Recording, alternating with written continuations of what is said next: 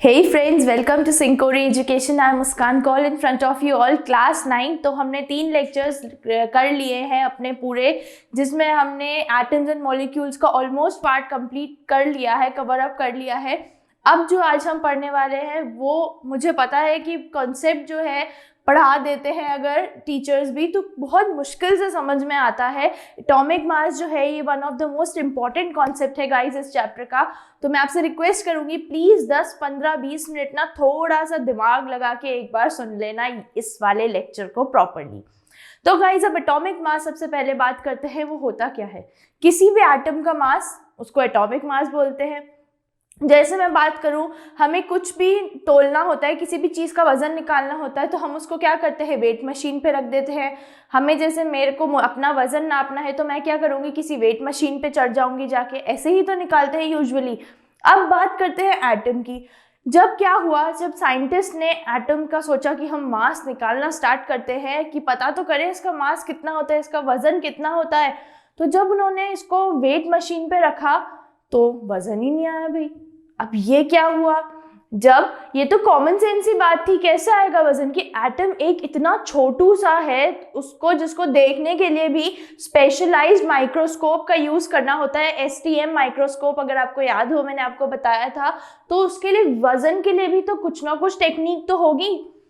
फिर क्या हुआ, सब हार मान जाते हैं और फिर वो आते हैं, वो जो हमेशा से आते हैं, यानी जॉन डाल्टन।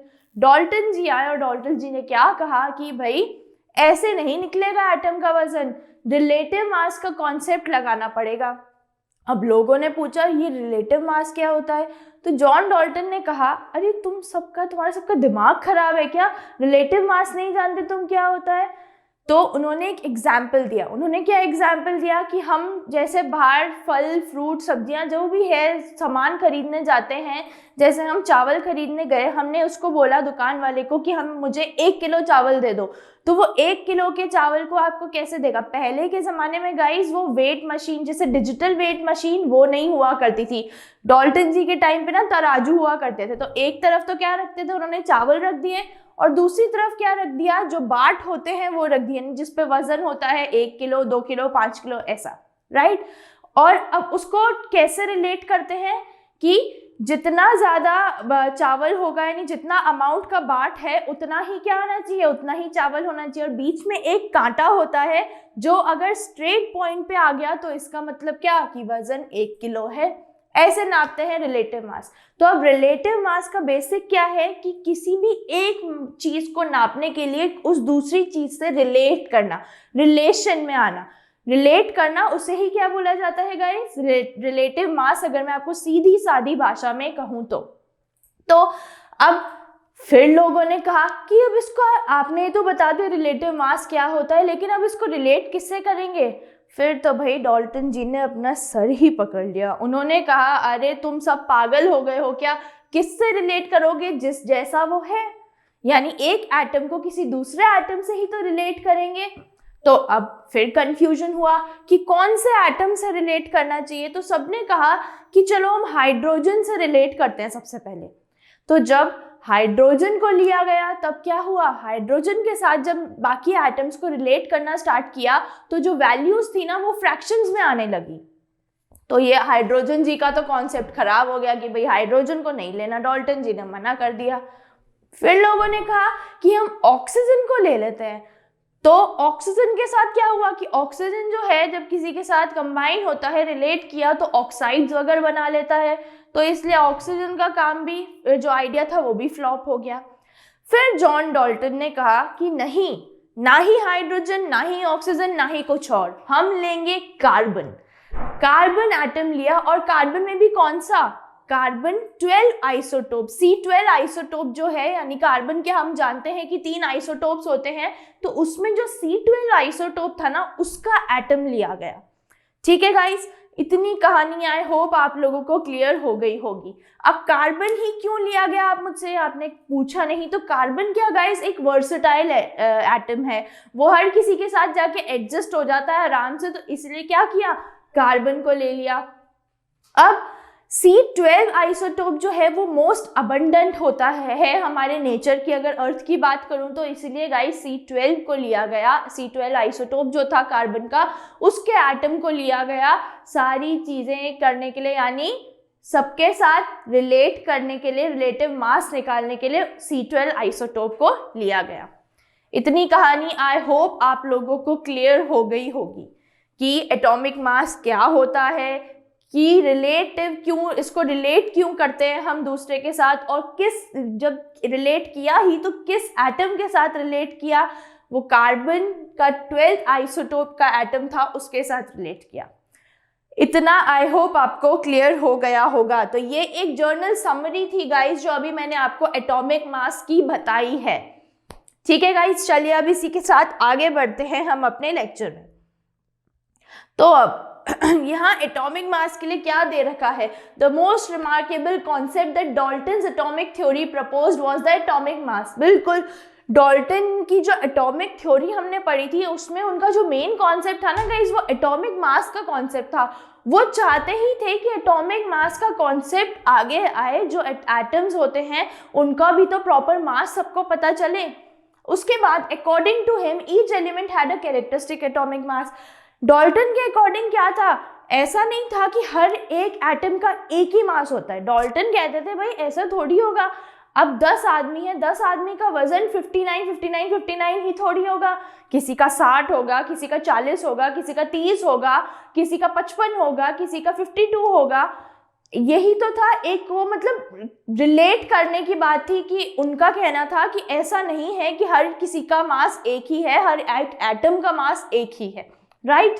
फिर actual masses of atoms are so small, बिल्कुल जैसा मैंने भी आपको बताया, एटम खुद इतना छोटू सा है तो उसका मास तो निकालने के लिए थोड़ी टेंशन तो हुई।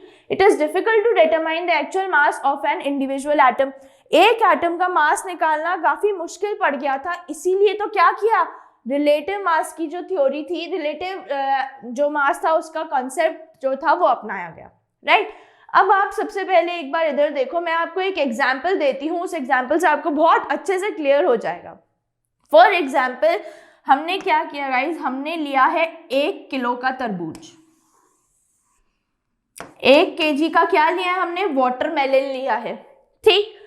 अगर इस वाटरमेलन को मैं बीच से काटूंगी, यानी इसके बराबर के 2 हिस्से किए, तो आप मुझे बताओ, सबसे पहले तो 1 किलो में 1000 ग्राम्स होते हैं, ये तो हम जानते हैं, 1 किलो में 1000 ग्राम होता है, ये हमें पता है।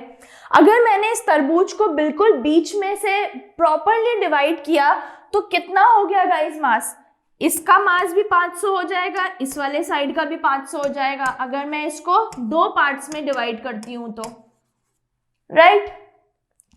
और अगर अब सेम ये चीज मैंने की, अब 2 पार्ट्स में तो डिवाइड कर दिया, बंदे 4 है खाने वाले, तरबूज खाने के लिए 4 बंदे हैं, तो अब मैंने क्या किया, इस तरबूज को 4 इक्वल पार्ट में डिवाइड कर दिया, 1 किलो के तरबूज को 4 इक्वल भाग में काट दिया मैंने, तो कितना हो गया, इस वाले इसका मास कितना हो जाएगा 250, इसका भी 250, 250, इसका भी 250 और इसका भी 250, यही हुआ ना। ये अब मैंने कैसे निकाला कि भाई 1000 था, ठीक है, 1000 ग्राम था, इसका 1/4 कितना हो गया, तो इसका 1/4 कितना आ जाएगा गाइस, 250 आ जाएगा, ठीक। इतना कॉन्सेप्ट समझ में आया। अब क्या हुआ, अब 12 जने हैं खाने वाले, कितने जने हैं गाइस, 12 जने हैं एक तरबूज को खाने वाले। तो अब मैंने क्या किया, इस एक तरबूज को जो है 12 भागों में डिवाइड कर दिया, ठीक है। जब इसको 12 भाग में डिवाइड किया, यानी 1000 का 1/12 पार्ट निकालेंगे तभी तो एक पार्ट की वैल्यू आएगी। जब आप इसको सॉल्व करोगे तभी तो एक पार्ट की वैल्यू आएगी, ऐसे ही होगा। अब आप इस एग्जाम्पल में तरबूज भूल जाओ और वो हमारा जो कार्बन का 12th आइसोटोप है ना, C12 आइसोटोप, उसको ले लो, ठीक। अब क्या हुआ, C12 आइसोटोप की वैल्यू में क्या हुआ, इसका जो मास था वो है 1.99 × 10⁻⁻24, ठीक है गाइस, ये था इसका मास। अब हमें कितना निकालना है, 1/12 हिस्सा निकालना है। 1/12 हिस्सा निकालेंगे तब जाके क्या आएगा, एक हिस्से की वैल्यू आएगी, ऐसे ही होगा ना। तो अब इसका 1/12 जब हम हिस्सा निकालेंगे तो इसकी वैल्यू कितनी आ जाएगी, इसकी वैल्यू आ जाएगी 1.66 इंटू 10⁻²4। तो C12 एटम के एक हिस्से की वैल्यू कितनी हो गई, 1.66 इंटू 10⁻²4, यानी 12 हिस्से में से एक हिस्से की वैल्यू गाइस इतनी हो गई। अगर सीधी सीधी भाषा में बोलूं तो C12 एटम का जो 12th, अगर हमने उसका 1/12 सेक्शन किया ना तो उसकी वैल्यू इतनी आई। क्लियर है? आई होप इतनी ये तरबूज वाले कॉन्सेप्ट को लेके ये वाला, बस आपको यहाँ तरबूज की जगह किसको रखना है, ये आप मान लो तरबूज नहीं, ये हमारा C12 एटम है, C12 आइसोटोप का एटम है, जिसमें हमने क्या किया, जिसकी C12 की वैल्यू कितनी है 1.99 इंटू 10⁻²4। अब हमें इसका 1/12 पार्ट निकालना है, तो क्या किया, 12 से डिवाइड कर दिया और क्या आंसर आया 1.66 इंटू 10⁻²4। ठीक है गाइस, आई होप इतना आप लोगों को क्लियर हुआ होगा। अब इस वाली वैल्यू के पीछे का कॉन्सेप्ट क्या है, हमने ये वाली वैल्यू क्यों निकाली, क्योंकि हमें जॉन डाल्टन ने क्या बोला, हमें रिलेट करना है गाइस, मासेस को रिलेट करना है। जब हम रिलेट करेंगे तभी तो उस एटम का मास निकलेगा, यही करना है। तो अब जैसे मुझे एक कार्बन का एटम का तो मास पता है, मुझे हाइड्रोजन का भी रिलेटिव मास पता है, तो मैं उसका जो एटॉमिक मास है वो तो निकाल लूंगी। तो अब ये वाली जो वैल्यू आई है ना, ये क्या आई है, ये एटॉमिक मास है गाइस, ये एटॉमिक मास यूनिट है, जिसको किससे बताया जाता है, AMU से। तो ये 1.66 इंटू 10⁻² क्या है, 1 AMU। क्या है ये, 1 AMU। अब जो IUPAC कमेटी है, जब जॉन डाल्टन ने ये वाला कॉन्सेप्ट उनको बताया तो उन्होंने बोला हाँ हाँ भाई तुम बिल्कुल सही बता रहे हो। तो और उन्होंने क्या बोला कि ये जो 1 AMU है ना, इसको हम एक और टर्म दे देते हैं, खाली इसको 1U बोला जाएगा। ठीक है, तो अब किसी भी एटम का जो मास होता है ना, उसके पीछे की यूनिट क्या होती है, U। क्लियर है गाइस? इतना आई होप समझ में आ गया होगा। चलिए आगे बढ़ते हैं। अब बात करते हैं, सबसे पहले यहाँ पे एक एग्जाम्पल आपके सामने है कि यहाँ हाइड्रोजन का एटॉमिक मास दे रखा है हमें। किसका एटॉमिक मास दे रखा है, हाइड्रोजन का। कितना है, 1.673 इंटू 10⁻²4। तो यहाँ हाइड्रोजन के एक एटम का हमें मास निकालना है, जो कितना है 1.67 इंटू 10⁻²4। अपॉन क्या करेंगे, अभी जो हमने कार्बन का निकाला, C12 का जो 12th पार्ट निकाला ना, उसकी वैल्यू क्या थी 1.66 इंटू 10⁻²4। यही थी ना, 12th हिस्से की यही वैल्यू थी ना। तो अब इसका गाइस आंसर क्या आएगा, 1U। तो हाइड्रोजन के एक एटम का जो है एटॉमिक मास कितना होता है, 1U होता है। आया समझ, ये वाला कॉन्सेप्ट आया समझ। इसमें क्या करना है गाइस, हमें जो जिस भी एटम का हमें निकालना है मास, वो तो हमें कहाँ लिखना है, न्यूमरेटर में। और डिनोमिनेटर में हमें क्या लिखना है, जो हमने C12 का जो 12th पार्ट का मास निकाला था वो लिखना है डिनोमिनेटर में। तो इससे ऐसे करके क्या आएगा गाइस, ऐसे करके आएगा हमारा उस पर्टिकुलर एटम का एटॉमिक मास। क्लियर है गाइस? चलिए एक और एग्जाम्पल मैं आपको देती हूँ, ऑक्सीजन। फॉर एग्जाम्पल हम ले रहे हैं ऑक्सीजन को। ऑक्सीजन का एक एटम लिया है। अब ऑक्सीजन के एक एटम का मास कितना होता है, 2.66 इंटू 10⁻23। ठीक है, अब हमने क्या किया, यहाँ पे किसको रखा, जो हमारा C12 कार्बन के 12th आइसोटोप का जो 12th पार्ट आया था, यानी 1.66 इंटू 10⁻24, सॉरी 24 है, राइट। अब गाइस जब हम इस पूरे को सॉल्व करेंगे ना, तो हमारे पास ऑक्सीजन की क्या वैल्यू आ जाएगी, ऑक्सीजन का एटॉमिक मास आ जाएगा 16U। तो एक का एटॉमिक मास 16 होता है, वहीं अगर मैं बोलूं दो ऑक्सीजन के 2 एटम है तो कितना हो जाएगा 16 + 16 यानी 32U। क्लियर है गाइज ये एटॉमिक मास का कॉन्सेप्ट। आई होप आपको समझ में आ गया होगा कि हम एटॉमिक मास कैसे निकालते हैं। C12 आइसोटोप का जो 12th पार्ट होता है उसको डिनोमिनेटर में रखते हैं और पूरे इस टर्म को जब आप सॉल्व करोगे ना तो जो है हमारे जो एटम्स हैं उनके एटॉमिक मास आ जाएंगे, राइट। तो ये वाला कॉन्सेप्ट है क्लियर। अब it was found easy to compare the masses of atoms of different elements with reference atom. हाँ जी बिल्कुल, जैसा मैंने आपको बताया कि रेफरेंस एटम के साथ क्या चक्कर था कि ईजी था कंपेयर करना मास को ईजी था। अब their masses which were obtained are called as relative masses. हाँ, और वो मासेस को क्या बोलते थे, रिलेटिव एटॉमिक मासेस। जो ये मासेस यानी 1.66 आया, ये 1.673 है, इनको क्या बोला जाता था, रिलेटिव एटॉमिक मासेस। ये तो रिलेटिव एटॉमिक मासेस थे। रिलेटिव एटॉमिक मासेस के कारण ही तो हम एक एटम का एटॉमिक मास निकाल पा रहे हैं। हाइड्रोजन का देखा, हाइड्रोजन का 1.673 क्या है, रिलेटिव एटॉमिक मास है। तो इसके साथ क्या हुआ, जब हमने कार्बन का एटॉमिक मास यहाँ पे रखा तो हमें क्या मिलता है 1U, यानी हाइड्रोजन का एटॉमिक मास हमें मिलता है। सेम यही मैंने अभी आपको ऑक्सीजन के एग्जाम्पल में दिया था कि रिलेटिव एटॉमिक मास के कारण हमने क्या निकाल लिया, एटॉमिक मास निकाल लिया। क्लियर है गाइस। अब यहाँ पे एक एग्जाम्पल दे रखा है कि हम क्या करने वाले हैं, हम एक कंपाउंड लेने वाले हैं। कौन सा कंपाउंड, कार्बन मोनोऑक्साइड। तो यहाँ क्या बोला, हमने देखा कि कार्बन, जब एक्सपेरिमेंटली देखा कि कार्बन मोनोऑक्साइड बनाने के लिए 3 ग्राम तो चाहिए होता है कार्बन और 4 ग्राम चाहिए होता है ऑक्सीजन। जब इनको कंबाइन करते हैं तभी जाके क्या बनता है, कार्बन मोनोऑक्साइड। और अगर सिंपल भाषा में बोलो तो carbon combine with 4/3 times of its mass of oxygen. Carbon कैसे कंबाइन हो रहा है, कार्बन किसके साथ कंबाइन हो रहा है, 4/3 मास किसका, ऑक्सीजन का, उसके साथ कंबाइन हो रहा है कौन, कार्बन। ठीक है गाइस। अब suppose we define the atomic mass unit. अब इसको इन्होंने क्या कहा, फिर से वही बात आ गई जो मैंने अभी आपको बताया, AMU एटॉमिक मास यूनिट।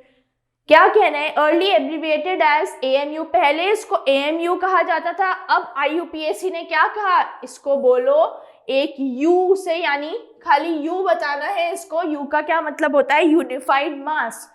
तो अब पहले AMU बोला जाता था, लेकिन फिर IUPAC ने क्या बोला, AMU बहुत ज्यादा बड़ा हो रहा है, खाली इसको U से जो है डेडिकेट करेंगे। तो क्या हो जाएगा, U का क्या मतलब होता है, unified mass. As equal to the mass of one carbon atom, then we would assign carbon an atomic mass of 1.0U and oxygen of 1.33U। बिल्कुल यही सेम कॉन्सेप्ट मैंने अभी आपको बता दिया कि 1.66 इंटू 10⁻⁻24 कार्बन के जो कार्बन 12 आइसोटोप का जो 12वां भाग आया था ना, 12th हिस्से का जो हमने निकाला, उसको क्या बोल दिया गया था, 1.0U या फिर 1U। और ऑक्सीजन को क्या बोल रहे हैं, 1.33U। तो अब ऐसे करके निकालेंगे तो 16U का जो प्रॉपर टर्म है वो आ जाएगा। क्लियर। तो ये वाला तो मैंने आपको प्रॉपरली अच्छे समझा दिया है कि एटॉमिक मास कैसे निकालते हैं। तो यहाँ एक कुछ लिखा है, एटॉमिक मास क्या होता है गाइस, एटॉमिक मास होता है is refers to the mass of an atom. मैंने अभी आपको बताया एटम के मास को एटॉमिक मास बोला जाता है। It depicts how many times an atom of an element is heavier than 1/12 of the mass of C12 carbon 12 of mass of 1 carbon atom. बिल्कुल वही कि जब भी जो बताया कि कार्बन का जो 12th पार्ट है उससे ही रिलेट किया जाता है बाकी एटम के मासेस को। The relative atomic mass of all elements have been established with the reference atom. Reference atom कौन सा लिया है गाइस, कार्बन का 12th आइसोटोप जो है उसको रेफरेंस एटम माना है। और ये किस में मेजर किया जाता है, इस यूनिट को AMU बोलते हैं। लेकिन अब इस AMU को यूनिफाइड मास बोलते हैं जो IUPAC ने हमें बताया है। ठीक है। तो atomic mass unit may be defined as the 1/12 of the mass of atom of carbon 12 isotope. अब एटॉमिक मास यूनिट यानी ये U बोल लो या AMU क्या है, ये कार्बन के जो 12th आइसोटोप का जो 1/12 पार्ट है ना, उसे बोला जाता है। Clear guys. देखिए अब आपको एक टेबल आ गई है आपके सामने, जो आपकी एनसीईआरटी से गाइज ये टेबल ली गई है। सेम ऐसे ही जैसे अभी मैंने आपको सिखाया कि हाइड्रोजन और ऑक्सीजन का कैसे निकालते हैं, हमने एटॉमिक मास निकाला, सेम उसी के बिल्कुल उसी तरीके से आप जो है कार्बन, नाइट्रोजन और बाकी एटम्स का भी आप एलिमेंट्स का भी आप जो है एटॉमिक मास निकाल सकते हैं।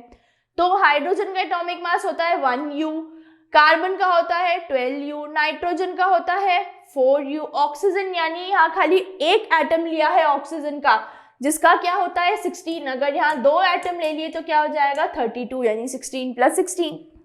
सोडियम का होता है 23, मैग्नीशियम का होता है 24, सल्फर का होता है 32, क्लोरीन का होता है 35.5 एंड कैल्शियम का होता है 40।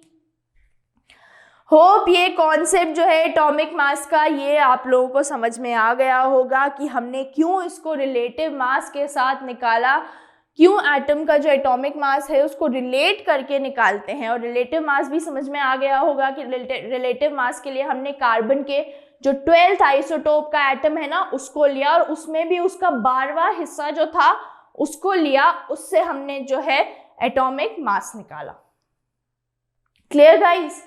अब आपके पास नेक्स्ट एक आ गया है, कैन एटम एग्जिस्ट इंडिपेंडेंटली? क्या एटम्स इंडिपेंडेंटली एग्जिस्ट कर सकते हैं, पाए जाते हैं अकेले अकेले?